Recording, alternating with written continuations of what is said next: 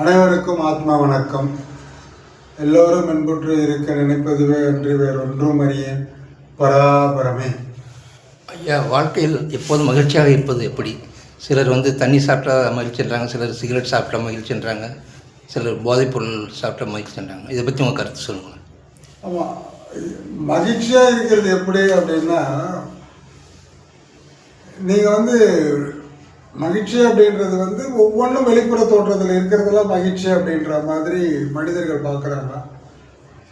சிலர் என்ன அப்படின்னு நினைப்பாங்கன்னா, மகிழ்ச்சி அப்படின்னு சொன்னால் நம்ம வேற ஒரு நிலைக்கு போயிடணும். அந்த வேற ஒரு நிலைக்கு போயிடணும்னா நம்ம ஒரு சுயமாக இருக்கிற மூளையை தூக்கி வெளியே போட்டுடணும். அப்போ வெளியே போயிட்டால் நம்ம யாருன்றதுன்னு இல்லாமல் நம்ம ஒரு பைத்தியக்கார மாதிரி அலையணும் இல்லையா?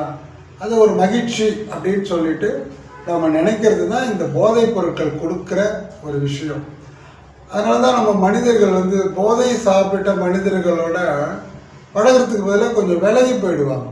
அது அந்த போதைப் பொருள் உட்கொள்கிறவங்களுக்கு அது மகிழ்ச்சியாக இருக்கலாம், ஆனால் அதை பார்க்குறவங்களுக்கு கொஞ்சம் ஒரு பய உணர்ச்சி தான் இருக்கும். அதனால் நமக்கு எது ஒரு மகிழ்ச்சின்றதோ அடுத்தவங்களுக்கு அது இகழ்ச்சி தானே தவிர உண்மையான மகிழ்ச்சி கிடையாது. ஆனால் எல்லா மனிதர்களுமே என்ன எதிர்பார்க்குறாங்க அப்படின்னா, எப்பொழுதுமே மகிழ்ச்சியாக இருக்கணும்பா, இதுதான்ப்பா என் வாழ்க்கையில் நான் நினைக்கிறது. கடவுள்கிட்ட கூட நான் வேண்டுறதே கூட எப்பவுமே மகிழ்ச்சியாக இருக்கிற ஒரு நிலையை எனக்கு கொடு இறைவா அப்படின்ற. அப்போ மகிழ்ச்சின்றது நமக்கு எப்படி வருது அப்படின்னா, சிலர் சொல்லுவாங்க, என் பொண்ணுக்கு கல்யாணம் பண்ணால் எனக்கு பிரச்சனை முடிஞ்சிடும், நான் ரொம்ப மகிழ்ச்சியாக இருப்பேன். இன்னொரு சிலர் என்ன சொல்லுவாங்க, ஒரு வீடு வாங்கிட்டா எனக்கு ரொம்ப சந்தோஷமாயிடும்பா அப்படின்வாங்க. வேறு சிலர் என்ன சொல்லுவாங்க அப்படின்னு சொல்லி வச்சுன்னா, என் பையனுக்கு ஒரு வேலை கிடைச்சிட்டா போதும், நான் மகிழ்ச்சி ஆகிடுவேன். அப்போ இது கிடைச்சா மகிழ்ச்சி, அது கிடைச்சா மகிழ்ச்சி அப்படின்னு சொல்லிட்டு ஒவ்வொரு மனிதரும் நினைக்கிறாங்கன்னா, ஒரு நிபந்தனையை அவங்க விதிச்சுக்கிறாங்க. ஒரு நிபந்தனையை விதிச்சுக்கின்னு வர்றது உண்மையான மகிழ்ச்சியான்னா நீங்களே அதை யோசனை பண்ணலாம். அப்போது இந்த மனிதர்களுக்கு இதெல்லாம் கிடைச்சிடும். ஆனால் கிடைச்சிட்ட பிறகு அவங்க மகிழ்ச்சியாக இருக்கிற தருணம் வரும் இல்லையா? எல்லாமே நிகழ்காலத்தில் தான் நடக்கும். இவங்க நினைக்கிறது எதிர்காலத்தை பற்றியான சிந்தனை, ஆனால் எல்லா காலம் நடக்கிறது நிகழ்காலத்தில் நடக்கும். இது எல்லாம் நடந்துச்சு அப்படின்னு சொன்னா, என்னங்க நீங்கள் நினச்சதெல்லாம் நடந்துச்சு, இப்போ மகிழ்ச்சியாக எங்கெங்க மகிழ்ச்சி அப்படின்வோம். அப்போ மகிழ்ச்சிக்கு இவங்க ஒரு நிபந்தனை உட்பட்டுக்கிறாங்க, மகிழ்ச்சிக்கு ஒரு காரணத்தை தேடிக்கிறாங்க. அப்போ மகிழ்ச்சிக்கு ஒரு காரணத்தை தேடுறோம் அப்படின்னு சொன்னால், மனிதர்கள் மட்டும்தான் மகிழ்ச்சிக்கான ஒரு காரணம், ஒரு நிபந்தனை. இப்போ ஒரு குழந்தை பார்த்தோன்னா ஒன்றுமே இல்லாத விஷயத்துக்கெல்லாம் சிரிக்கும் ஒரு குழந்தை. நாமளே பார்ப்போம், இதை பார்த்தா சிரிக்குது, அதை பார்த்தா சிரிக்குது, எதை பார்த்தாலும் சிரிக்குதுன்னா அது அந்த குழந்தைக்கு நமக்கு ஒரு காரணம் தேவைப்படுதா? இல்லை. இப்போ காலையில் குயில் பார்த்தாச்சுன்னா அழகாக கூவுது, அது ஒரு காரணம் எதிர்பார்த்து கூவுத? இல்லை. விலங்குகள், நாய் அழகாக அது குறைக்குது, ஏதாச்சும் எதிர்பார்த்தா குறைக்குது, காரணம் வச்சுன்னா குறைக்குது? இல்லை. மயில் நல்ல அருமையான ஒரு குரல் கொடுத்து ஓசை கொடுத்து ஆடுது.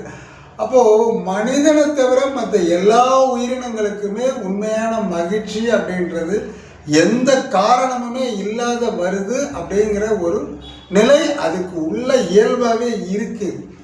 அப்போ மனிதன் தான் குழந்தைக்கு கிடைக்கிற மகிழ்ச்சி நமக்கு கிடைக்கலன்னு ஏங்கி அவன் வாழ்ந்த ஒரு பாலிய பருவத்துக்கு திரும்ப கிடைச்சா கூட நல்லா இருக்கும்னு நினைக்கிறான். நான் குழந்தைய எவ்வளோ சந்தோஷமாக இருந்தேன், இந்த சந்தோஷமாக எனக்கு போயிடுச்சு, இப்போனா எங்கே போயிடுச்சு சந்தோஷம்? எங்கேயுமே போகல, அவங்ககிட்ட தான் இருக்குது. இப்போ ஒவ்வொருத்துக்குமே காரணத்தை தேடிக்கின்னு ஒவ்வொருத்தருக்குமே கண்டிஷன் போட்டுக்கின்னு அப்படி இருந்தானா எப்படி கிடைக்கும்? இப்போ ஒரு கணவன் மனைவி உறவில் கூட கண்டிஷன் போட்டுக்கிறாங்க. எனக்கு என் மனைவி என்கிட்ட அன்பாக இல்லை. அன்புன்றதுக்கு எந்த விதமான ஒரு கண்டிஷனே இருக்கக்கூடாது. அன்கண்டிஷனலாக இருக்கிறது, நிபந்தனையற்று இருக்கிறது தான் அன்பு. யார் நமக்கு எது செஞ்சாலும் என்ன, செய்யலைனாலும் என்ன, நம்மளுடைய இருப்பு நிலையே அன்பாக இருக்கும்போது நம்மளுடைய சந்தோஷம் அப்படின்றது எப்பொழுதுமே இருக்கணும். அதனால் மகிழ்ச்சியாக வாழணும் அப்படின்றது நாம் தான் அந்த நிலைக்கு மாறிக்கணும். நம்ம காலையில் எழுந்துக்கிறோமா, நான் ரொம்ப சந்தோஷமாக இருக்கேன் அப்படின்னு நம்ம மனசுக்குள்ளே நினைக்கிறோம். நான் பார்க்குற ஒவ்வொரு மனிதர்கள்கிட்டையுமே நான் அன்பாக தான் இருக்கேன், எனக்கு யாருக்கிட்டேயுமே எந்த எதிர்பார்ப்பும் இல்லாத ஒரு நிலையில் நான் சந்தோஷமாக இருக்கேன். இப்படி ஒரு மனதில் வந்து நம்ம வந்து ஒரு சின்னதான ஒரு டியூன் பண்ணிக்கணும்னா நமக்கு எப்பொழுதுமே வந்து அந்த நிலைக்கு வந்து நம்ம வந்து கொஞ்சம் கொஞ்சமாக பழகப்படுத்திக்கலாம். அதனால் கொஞ்சம் நீங்கள் வந்து முயற்சி எடுத்து இந்த நிலைக்கு நம்மகிட்ட இருக்கிற நிலை தான்.